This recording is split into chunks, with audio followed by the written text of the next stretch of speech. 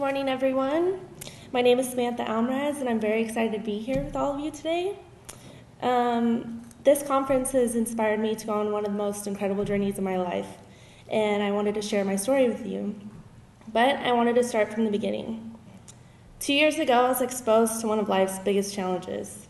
I was diagnosed with pre-cancer, and it affected my schooling. I was stressed, overwhelmed, and even began to push away my close friends. I felt like nobody, including myself, understood what I was going through. I didn't understand what kind of plan God had for me. I fell apart and became lost. Christmas time came around, and I decided to wake myself up and try to put the puzzle pieces back together. My parents asked me what I wanted for Christmas, and I didn't think I deserved anything. I wanted to change my ways and become selfless and help the poor. I began advertising to collect blankets for the homeless. Fortunately, the bakery I had been working at donated a huge box of banana bread because I only ended up with 4 blankets. I looked up charities around my house, and my parents ended up driving me to one of the Home for Girls. As I handed over the box to the caretaker, her face lit up and my heart was filled. As I drove away, I felt so good. A few months later, my professor, Dr. Jafari from Cal State Long Beach, offered our class extra credit to attend this peace conference. I found myself driving here with my friend who had encouraged me to go. As we were walking from the parking lot, we noticed 2 ladies having trouble with their bags and posters. We ran to offer our help, and they were super sweet, and I felt so good about the conference already. Walking in, I didn't know what to expect. The woman I had helped in the parking lot turned out to be the president for the nonprofit organization Namaste Nepal. Heather Guay caught my attention within seconds of listening to her speak with an incredible presence, a healing spirit, beautiful smile, and passion for her work. Heather encouraged us to pivot away from negativity and find our passion in the opposite direction. My heart and my mind instantly told me I had a calling. It took me a matter of seconds to get up during the break and head for the table. I peeked at a brochure for 5 seconds and met her assistant, Natalie, looked up at Heather and asked, "Do you take volunteers? When can I start?" At first, Heather didn't seem surprised by my interest, but I was determined to help and travel with Namaste Nepal. This nonprofit organization caught my interest with its ambition to fundraise educational scholarships to prevent Himalayan children from human trafficking.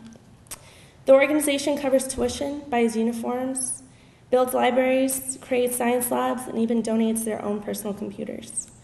I saw Heather and her team as a group of angels.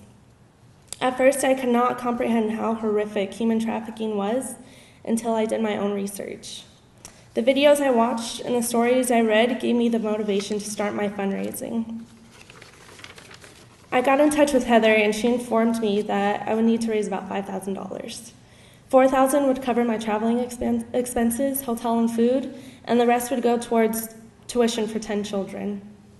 I had my work set for me, and my Christmas spirit seemed to be reawakened by the instant passion I felt for this organization.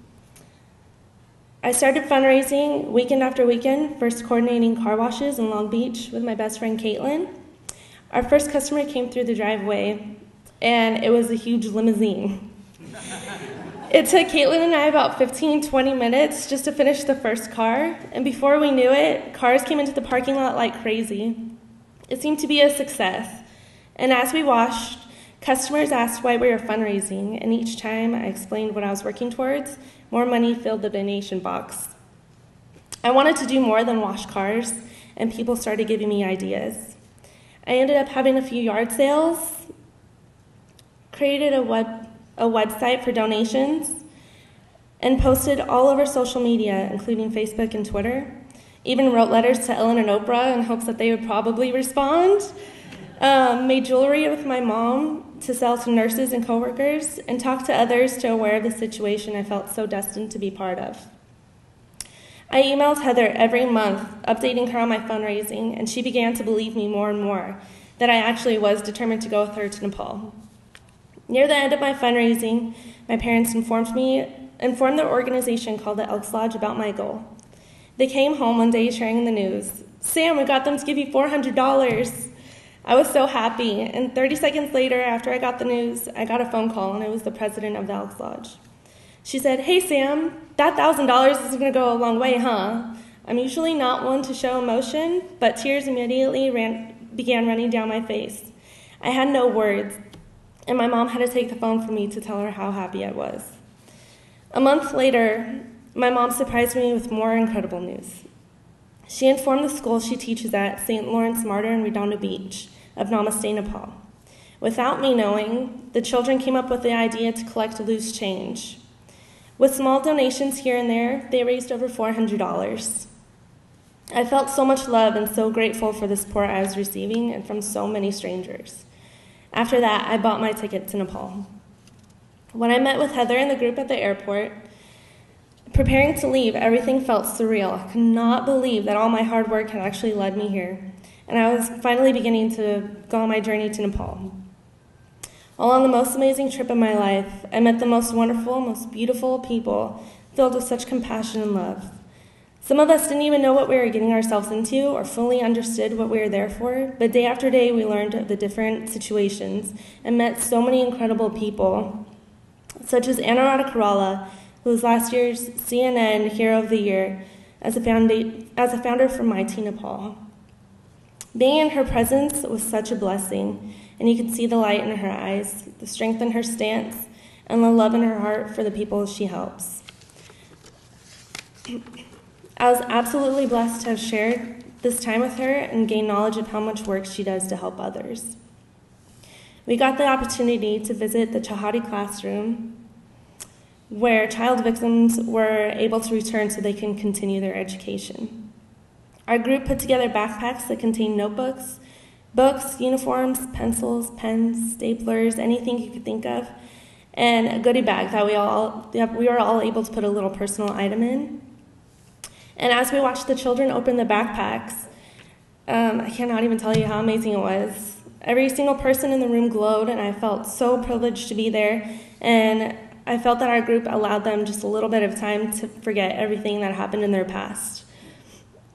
I loved listening to them sing, hear what they desired to be when they grew up, talking to them about their hobbies, and especially seeing them jump for joy for their new pencils.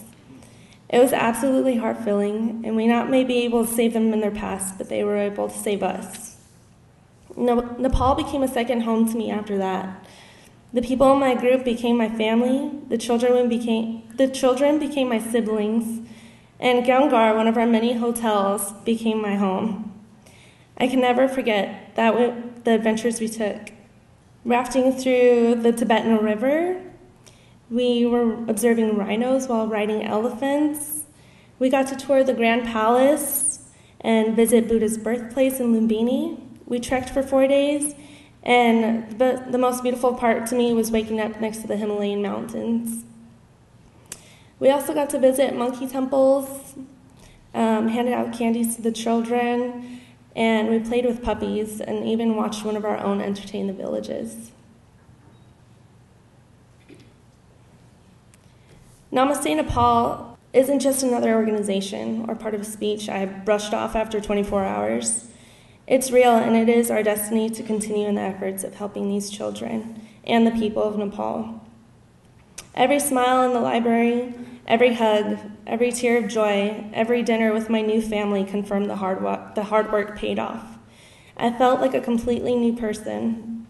I'd gained a best friend, I gained a new home, I gained a new family, I gained a new heart, I gained new perspective, and I gained a new love. Namaste Nepal is an organization I love continuing to be part of. It is selfless, it's compassionate, it's life-saving, and it's everything I really hope to be. Looking back, getting through the trek in the mountains became more symbolic to me. I got over my challenges with the effort, support, and determination.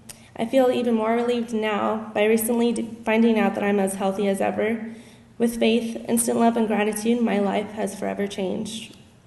I am so thankful for the opportunity this conference has given me, and I am so thankful for the passion of Heather Gway and our team who have changed so many lives. I also wanted to give a huge thank you to my parents who are sitting right here in the front row, to my friends, family, and everyone else for their prayers, support, and generosity that helped me get here. So remember, when there's a will, there is a way. So thank you and namaste.